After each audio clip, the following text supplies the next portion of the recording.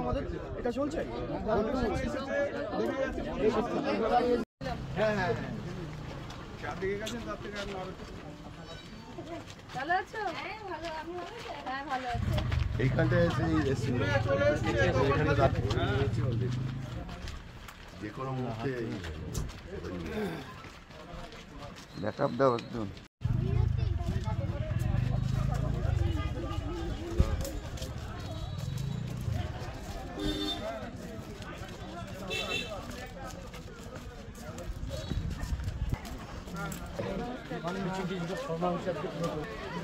Madam বলছে ডিসইনফেকশনের কথা তৎকাল বন্ধ করে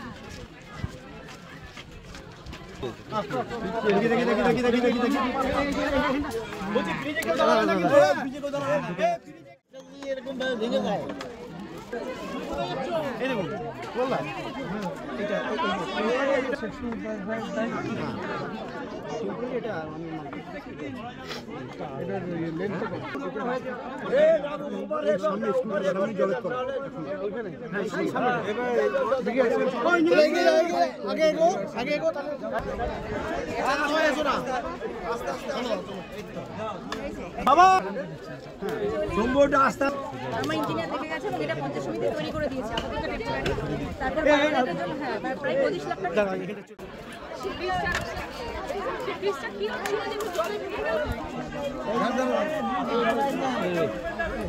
যে জলে সমাজে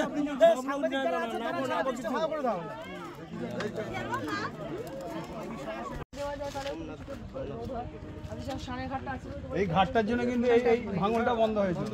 1 কিলোমিটার সামনের ঘাটটাও যদি কিছুটা টানা যায় না, এখানে একটা বোল্ডারের কাজ হয়েছিল, খুব ভালো কাজ হয়েছিল বলে লোক সব আগে গেল তো এটা কি করতে সম্ভবত চিরানো একদম।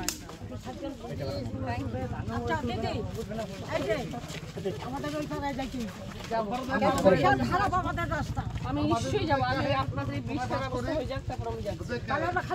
একটা একটা করে কাজ ভালো করতে হবে না। ভিডিও ম্যাডাম দেখে নিয়েছি আপনাদের এই ব্রিজটা হবে আগে।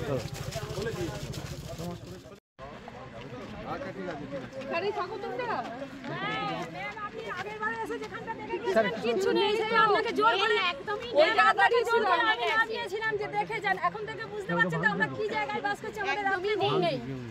রাত্রে ঘুম নেই, মানে রান্না করে খাবারটা খাওয়ার মানে রুচি নেই। আপনাদের যে খেতে দিনে 10 বার আসছি দেখে যাচ্ছি যে আমরা কোথায় যাবো।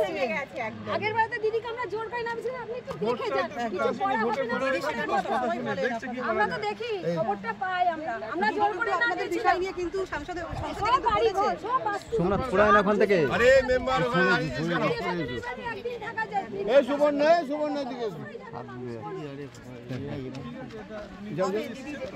দিদি তো আগে দেখে গেছে, যেখানে দাঁড়িয়েছিলেন সেখানে কিচ্ছু নেই। ম্যাডাম আমাদের এই গ্রামের মেম্বার, আমাদের একটু চাপ রাখলাম, একটা দেখুন কি করা যায়। দেখছি বলেছি, দেখা যাক।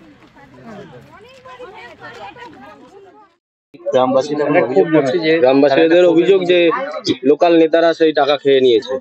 দেখুন, আমাদের লোকাল যারা রয়েছেন বলাগড়ের সাথে যুক্ত, তারা তাদের যতটা ক্ষমতা তারা সেই ক্ষমতা দিয়ে করছে। আমি বারবার বলছি, গঙ্গার ভাঙন রোধ করা একটা বিশাল বড় প্রজেক্ট, একটা ঘাটার জন্য মাস্টার প্ল্যান একটা বিশাল বড় প্রজেক্ট, তেমনি বলাগড়ের গঙ্গার ভাঙন একটা বিশাল বড় প্রজেক্ট। এই প্রজেক্ট কমপ্লিট করতে গেলে সেন্ট্রালের হস্তান্তর দরকার, তা না হলে এই কাজ কমপ্লিট করা সম্ভব নয়। বলাগড়ের যারা রয়েছেন, যারা আমাদের তৃণমূল কংগ্রেস সদস্য যারা রয়েছেন, যারা আমাদের রাজনীতির মানুষরা রয়েছেন, যারা মানুষদেরকে সাহায্য করতে চাচ্ছেন, তারা তাদের ক্ষমতা অনুযায়ী যতটা সম্ভব তারা করার চেষ্টা করছেন। তার বাইরে যতটা করা সম্ভব সেটা সেন্ট্রাল থেকে হেল্প আসতে হবে, তা নাহলে সম্ভব নয়। বস্তা দিয়ে বালি দিয়ে পাথর দিয়ে কিছুদিন বন্ধ করা যায়, তারপরে আর সেটা বন্ধ করা যায় না। বিজেপি সাংসদ এখানে রয়েছেন, এলাকার মানুষ বলছেন যে কোনো কাজই হয়নি। তাহলে কি আগের সাংসদ কোনো কাজ করেন?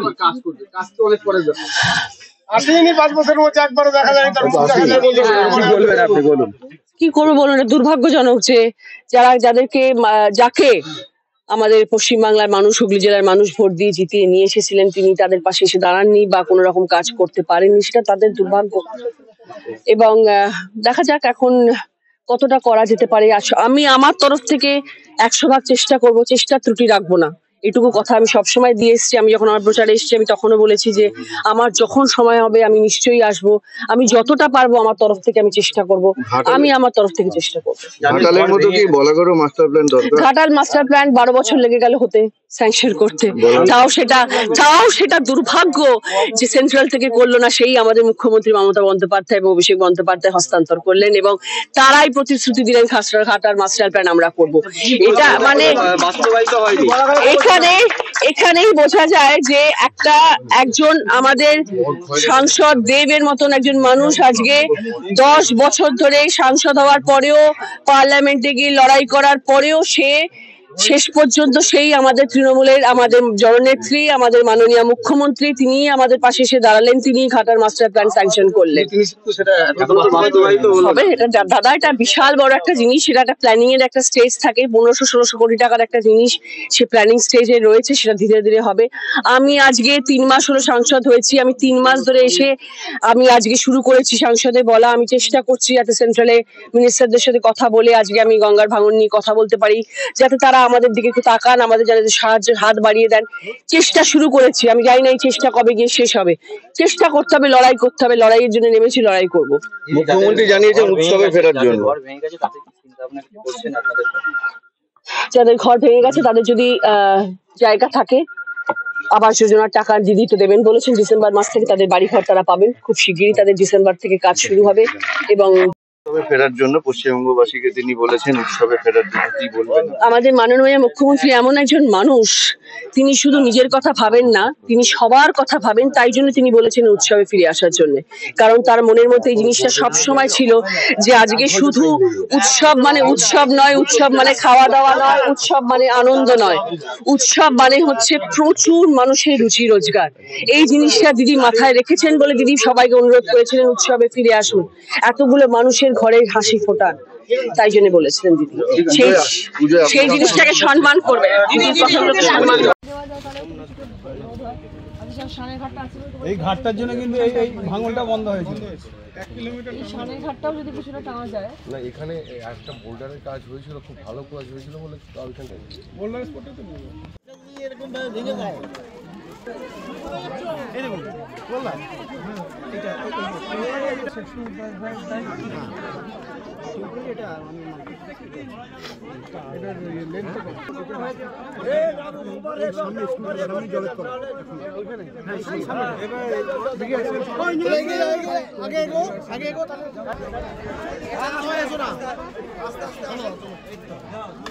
বাবা সম্ভবটা আস্তে